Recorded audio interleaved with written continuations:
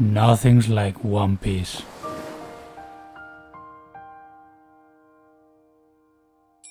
In that sentence I will summarize my concentrated thoughts of these 134 chapters. I remember watching past midnight One Piece on TV, during the Enies Lobby arc. I watched it totally intermittently.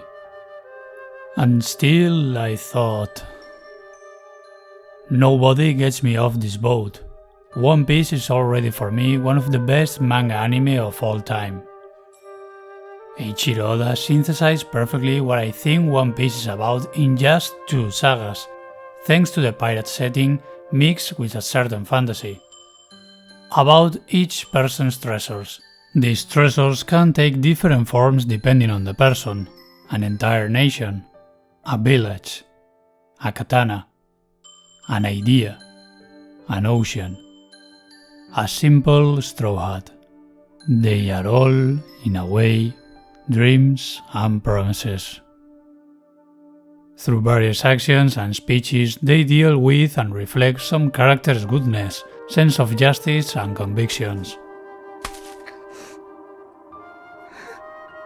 Although the work has small ups and downs and slower passages, both for the pace of the adaptation and for the overall importance for the saga, concretely more I'm referring to the arc of presentation of Usopp, or the island of the giants in the arc of Alabasta, or the passage through the desert of this country, the reward is to reach very long stretches with specific moments that are burned into your retina despite the large number of episodes, which makes it clear that it's not like the rest of the works.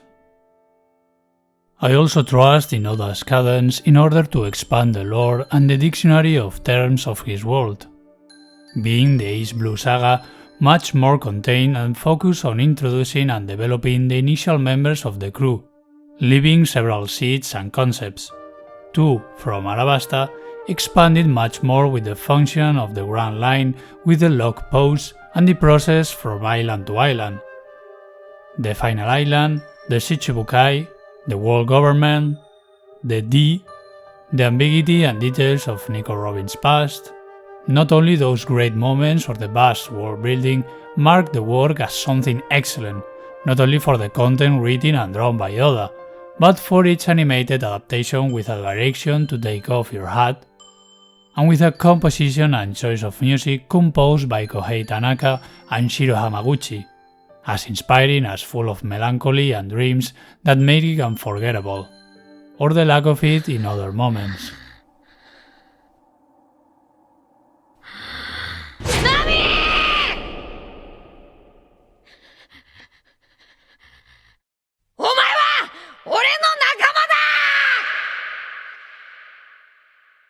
Or making use of remixes of already existing music like that Ave Maria used in what is so far my favorite moment and mini passage of the series with the dream, the last verba, of Drum's Quack Doctor, Hiruluk. 人はいつ死ぬと思う？心臓をピストルで撃ち抜かれた時？違う。不治の病に侵された時？違う。猛毒キノコのスープを飲んだ時？違う。人に忘れられた時さ。全くいい人生だった。阿爸親不一緒。ありがとよ、チョッパー。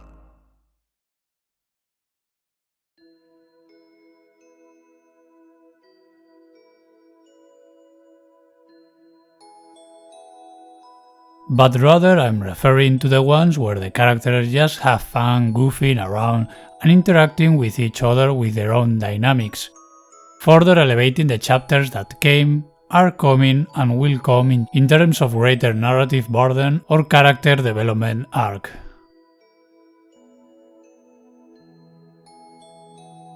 I have to re-emphasize even more if it hasn't been clear with Hiruluk how great supporting characters that aren't even part of the Straw Hats has the series so far.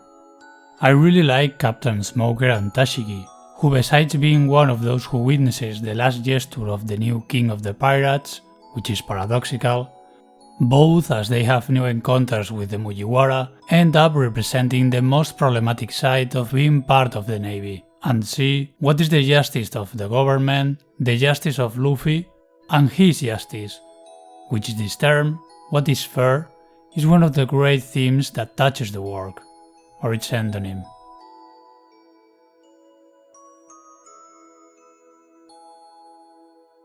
How is it possible that the series doesn't stop spouting phrases full of truth, full of soul, that give the characters an incredible three-dimensionality?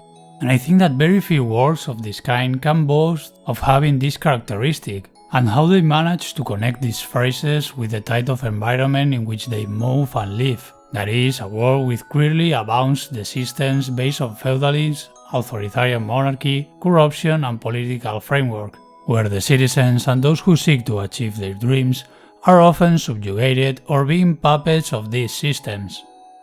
Even thought, as long as there are those with the will to fight, there is always hope that something will change.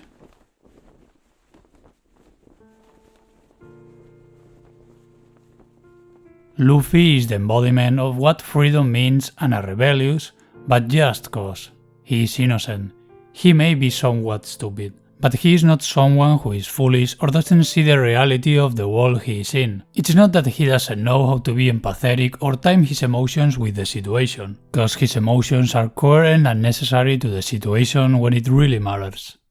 He is a really empathetic character when it comes to the treasures of others, as he wants to protect the dreams of others as much or more than his own, or rather, he will not fulfill his dream at the cost of breaking the dreams of others.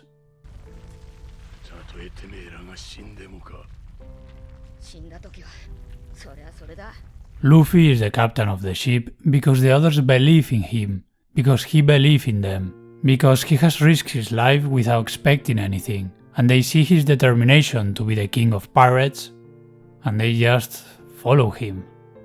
To talk of something I didn't like about these chapters is the author's inability to kill off certain tertiary characters that most of the audience had come to expect, and who are catalysts for certain characters. I am talking especially about Pell, who sacrificed himself fulfilling all the requirements for him to die.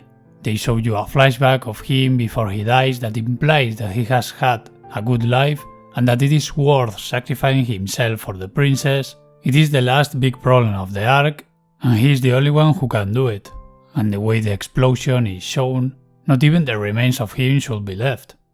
And he reappears in the last minutes of the last chapter of the saga in a hospital in the middle of the desert. But that's okay, I can live with that.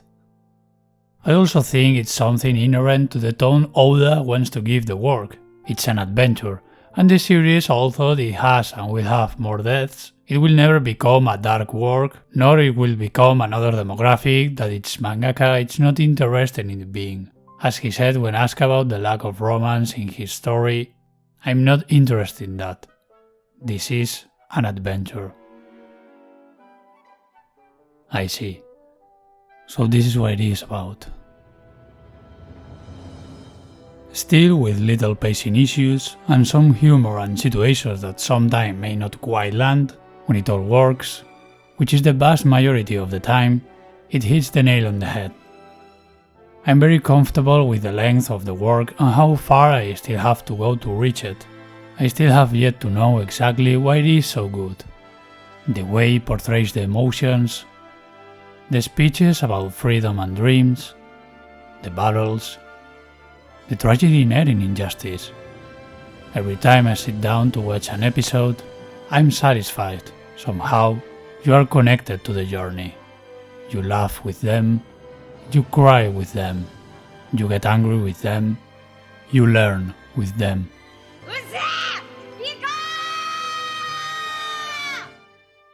I'm very sure of my opening words and these final ones. That nothing is like One Piece.